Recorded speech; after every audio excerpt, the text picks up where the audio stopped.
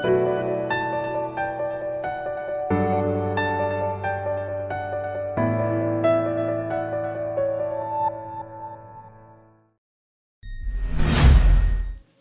بالله من الشيطان الرجيم بسم الله الرحمن الرحيم نحمده ونصلي على رسول الكريم وعلى آله الطيبين الطاهرين واللعنة على أعدائهم من أول دهر إلى أبد العابدين أما بعد فقد قال عليه السلام لما خلق الله العقل استنطقه ثم قال أقبل فأقبل ثم قال أدبر فأدبر ثم قال وعزتي وجلالي ما خلقت خلقا أحب إلي منك أما وما أكملتك إلا في من أحب أما إياك أعامر وإياك أنهي وإياك أثيب وإياك أعاقب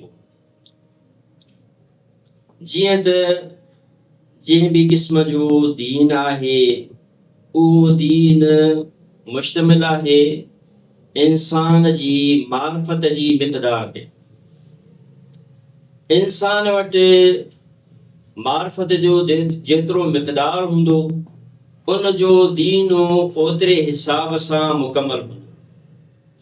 जेकॾहिं उन जो दीन में मार्फत जो मिक़दार मुकमल हूंदो त उन जो दीन मुकमल बि हूंदो ऐं उन जो तमामु अक़ीदो सही हूंदो। यानी उन जा जेके बि दीन में सभु अक़ीदा उहे सही हूंदा।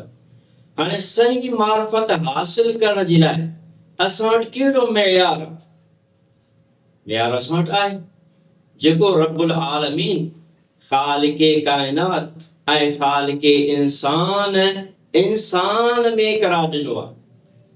उहो आहे अक़ुल। अक़ुल उहा शइ आहे जंहिं जे ज़रिए इंसान वटि दीन में हर क़िस्म जी मार्फत हासिल थी थिए। न सिर्फ़ दीन में मार्फत हासिल थी थिए बल्कि मार्फत जा जेके दर्जात आहिनि उहे बि इन ज़रिए मुकमल थियनि था। पोइ जंहिं इंसान जो अक़ुल कामिल हूंदो उन इंसान जी मार्फत कामिल हूंदी। जंहिं इंसान जी मार्फत कामिल हूंदी उन इंसान जो दीन कामिल हूंदो। पोइ अल्लाह अक़ुल जे बारे में हज़रत इमाम मोहम्मद बाक़र अलैहिस्सलाम जी रिवायत जेका मां तव्हांजी ख़िदमत में पेश कई आहे उन में अक़ुल जी फ़ज़ीलत न सिर्फ़ अक़ुल जी फ़ज़ीलत बल्कि दीन जी मार्फत जा तमामु दर्जात अक़ुल ते मौक़ूफ़ आहिनि।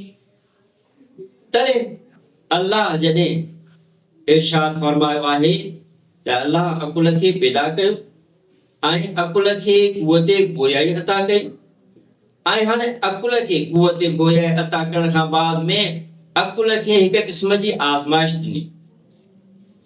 उनखे चयो त मुंहिंजे वेझो आहे त अक़ुल इताअत कंदे वेझो आहे ऐं अक़ुल खे फरमायो हाणे तूं पोइते वञ त अक़ुल इताअत कंदे पोइते वञो। उन खां बाद में रब्बुल अरबाब हिकु इरशाद फरमायो जेको अक़ुल जी फ़ज़ीलत लाइ काफ़ी आहे। फरमायो वमा ख़लक़्तु ख़ल्क़न अहब्बु इलैय मिनक। ए अक़ुल जेका बि मख़लूक मां पैदा कई आहे उन्हनि सभिनी मां महबूब तरीन मख़लूक मुंहिंजे लाइ तूं।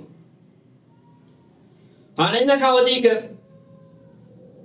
पंहिंजी दावा जेका असां अर्ज़ कई आहे तव्हांजी ख़िदमत में त जेतिरो इंसान जो अक़ुल कामिल हूंदो ओतिरी दीन में मार्फत कामिल हूंदी। रब फरमायो आहे त मा अकमुलतुक इल्ला फी मन अहिब्बु। अक़ुल कामिल मां उन शख़्स खे कंदुमि अक़ुल कामिल मां उन शख़्स में कंदुमि जंहिं शख़्स खे मां पसंदि कंदुमि। बसि जंहिं शख़्स खे अल्लाह पसंदि कंदो उन में अक़ुल कामिल कंदो। जंहिं शख़्स जो अक़ुल कामिल हूंदो उन इंसान जो दीन मुकम्मल हूंदो।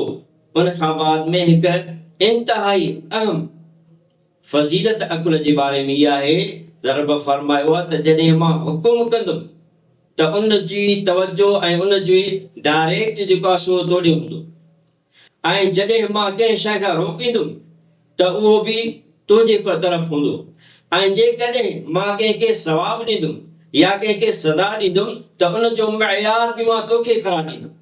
हाणे जेकॾहिं को मुंहिंजी इताअत कंदो मुंहिंजे अवामिर में त उहो बि तुंहिंजे मुताबिक़, ऐं जेकॾहिं को मुंहिंजे मुहरमात खे तर्क कंदो ऐं मुंहिंजी इताअत कंदो उहो बि तुंहिंजे मुताबिक़, ऐं जेकॾहिं मां उनखे सवाबु ॾींदुमि त उहो बि तुंहिंजे मुताबिक़ हूंदो, ऐं जेकॾहिं मां उनखे सज़ा ॾींदुमि त उहो बि तुंहिंजे मुताबिक़ हूंदो।